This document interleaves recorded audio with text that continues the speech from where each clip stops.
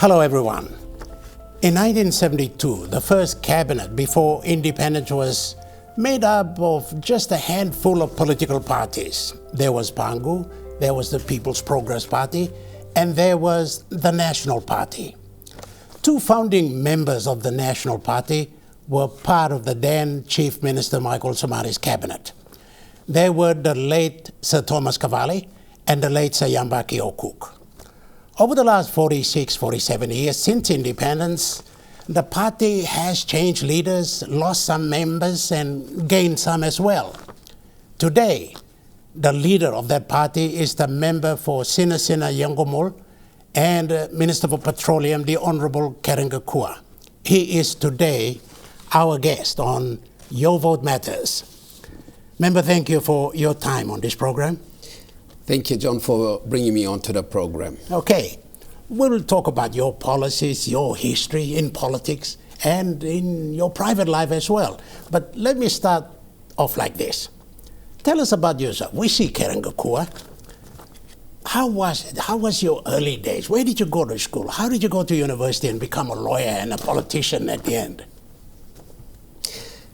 Okay, I wasn't really expecting to get into my personal side of life, but in short, I was brought up in a mission station. My father was a pastor in the Lutheran church, so I had access to school right there at our doorstep. That's in Chimbu? At the Ega Lutheran Primary School, Ega Lutheran Mission Station in Kundiawa town. And so that's where I grew up and did all my schooling, primary schooling, and then went off to Chuawe High School and so on into university. Okay. But becoming a lawyer was more an accident than a planned career choice because I wanted to be a doctor. Okay. And then I changed my mind after that because I thought that doctors lived under too much strict discipline. And I didn't want to live under strict discipline, you know. I thought lawyers too. Well, I didn't realize that, but until after the event, I realized that it was similar kind of code of practice and ethics that you have to live under. So, in trying to escape from the strictures of the medical profession, I thought about going into I wanted to be I want to go into chemical technology at Unitech. Okay. So I applied for that at grade 12 and I was accepted. Then some mates walked off the street and told me I shouldn't do chemical technology. I should do law instead. And in 5 minutes of lecture, they persuaded me. So I switched from Unitech to UPNG and applied for it and got accepted. So that's how I became a lawyer. So it wasn't really a planned approach. It's just 5 minutes salesmanship by one person, one young man who had a lot of influence in my life, earlier part of my life. He told me to shift. And I listened to him, so that's how I ended up as a lawyer. And, 20 years as in the legal, 25 in the legal fraternity. In the legal fraternity, and then finally as a politician. Okay, we'll come to that a little later on, but of course you were a partner in Postman Kua IC. Yes. That's for how many years? 25 years at that time? 19 years. 19 years. For 6 years, I practiced as an employed lawyer in other law firms, and then I felt that I should do my own thing. So we set up the law firm as Fioko Postman Kua Lawyers, and then changed to Postman Kua IC Lawyers, which law firm still exists to this day. It still exists today. And what happened then? Did somebody convince you for 5 minutes to change to politics? I had planned out my life. It wasn't so much of having political heroes in front of me whose life I wanted to emulate, but I felt that I should live my life in blocks, in chapters. So there's a time for primary school, time for secondary school, there's a time for university, a time for career development, and beyond career development, what do you do? And I felt that there should be some time for public service, and I could do that as an elected member of parliament. So after 25 years as a lawyer, I felt that I should spend the remaining part of my life as a politician and provide public service in that capacity. So luckily, on my first attempt, I was elected into parliament. So effectively, I've done up 2 terms already, and now I'm pitching myself, putting myself forward for the 3rd term. And if my voters out there agree, I will be in for the 3rd term. Yes. Well, there'll be no doubt you are a leader of a party, political party, and that is the Papua New Guinea National Party. We'll go into that a little later on. But entering politics, did somebody inspire you? You said you wanted to live your life in blocks, but obviously there's somebody that you look forward to, and I know that you're close to the chief. Yeah, the late Grand Chief. In every sector in life that you look at, whether it's missionary work, whether it's a soldiering work or a policeman's job, as a politician, there are champions in there. Yeah. And if you're interested in that field, then obviously you will have your role models there. And there have been some obvious champions in Papua New Guinea politics, some of which obviously is the late Grand Chief Sir Michael Thomas Somare, and then Sir Julius Chen, and then the late Sir Yambaki Okuk. And of course you got John Momes out there in Bougainville as well. These are people who's captured our imagination and held our attention for a greater part of our lives when it comes to politics. And they continue to do so now, even though some had, one had passed out, two had passed away amongst the 4 I've mentioned. St. Julius Chen is still there, and John Momes is out there in Bougainville. He's contesting too. Okay, for the national election, good for him. These are the people that we look up to wherever we are. In the political arena, you look up to them. So they were great role models, father figures. They were examples to follow. And I was very close to the late Grand Chief. Initially as his lawyer. We fought through so many constitutional battles together. And part of his political party as well, National Alliance. And initially I contested as part of National Alliance, because once you became close to somebody, you'd work with them, you develop a relationship. Yep.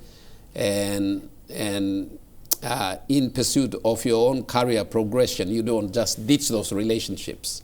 Yeah. You have to honor that relationship and then retire it in an orderly manner. Okay. So I started my political career under the tutelage of the Grand Chief and spent the first term together with him before he retired. So I was very lucky, I must say, to have spent that meaningful 5 years working very closely with him in the final five years of his political career. And obviously he's had a very, very long, illustrious career. Many people came in and went under his shadows, under his leadership, under his guidance. But I had the privilege of occupying the last 5 years of that space, together with other people, of course, but I was there close with him as a politician. Okay. Yeah. And you moved on, and then you became the leader of the Papua New Guinea National Party. Yes. Let's talk about that. Did the Cavalli, did the Okuk, did the Corondo, did all of these inspire you as well? When you come in afresh as a new politician, you have your own ideas on how you want to see play out your role as an elected member of parliament. And because you are a member of a party, your visions have to be realized through the political party of which you are a part of. And so I was part of the political party of which the Grand Chief was a member. Mm-hmm. But along the way, we had differences about how to approach political issues, on some fundamental issues.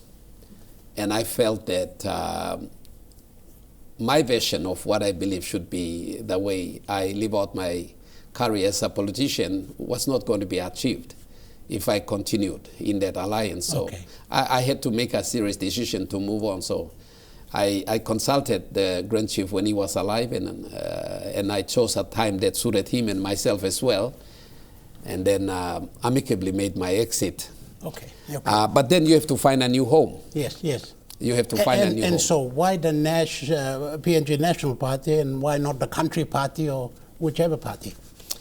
The PNG National Party is close to me because the late Seyambake Okuk is a father to me.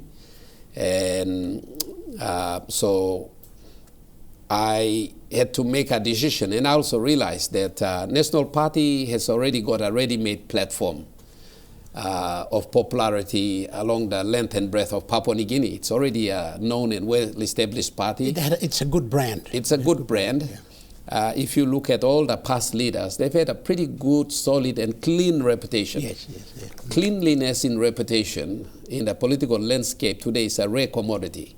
Yeah. It's a rare commodity, and it's an important criteria when it comes to me making my choices about with whom I want to align myself with, because I want to promote that kind of agenda of anti-corruption, a clean reputation. You walk the talk and talk the walk. So in order to achieve all of that, you've got to align yourself with people who don't have skeleton in the cupboard. Skeletons in the cupboard. Yes. So if you look at Thomas Cavalli, he was very, very clean reputationally. Yamba Kyokuk was likewise. And he was a very pragmatic leader. And you might say sometimes he did not follow procedures but at he that believed time. The heart of the people. He was with the people. He was the people's man, really. At that time, corruption was not corruption for the purposes of personal benefits was not fashionable at that time. No. A lot of people were pragmatic. They wanted outcomes as opposed to procedures. So he was a man who was, if procedures stood in the way, he would steamroll it. He'd run over it and deliver results. And so if you question the wisdom of his decisions, some of the decisions he made, those decisions have stood the test of time. They have. Like the Dash 7, the Dash 8, the Havilland planes, that he broke procedures to get it because he believed that the people of Kundiao should be flying in a plane. That's a classic example. Exactly. Guinea Airport, Tari Airport, most of the rural areas did not have the services of bigger capacity aircraft so that they could also enjoy the privileges of flying in a comfortable large plane. And procedures did not allow him. So he overruled the procedures, made the acquisition, and now they're still here. That's right. This aircraft still here. So if it was a bad decision, they would have been phased out long ago. So that's a kind of, today, that kind of approach would be classified as corruption, not for personal benefit, but corruption of procedures, and would be liable to some punitive penalty somewhere. But at that time, it was not. It's a question of you had a choice between procedures and no outcomes, and override procedures and achieve outcomes. And he did the latter, and he succeeded. And that's an example of what he did. So Yambake Okuk had a very clean reputation. Then subsequent leaders like late Paul Pora is very big on anti-corruption. Michael Mell, very big on anti-corruption. Stephen Tago, very big on anti-corruption. Right.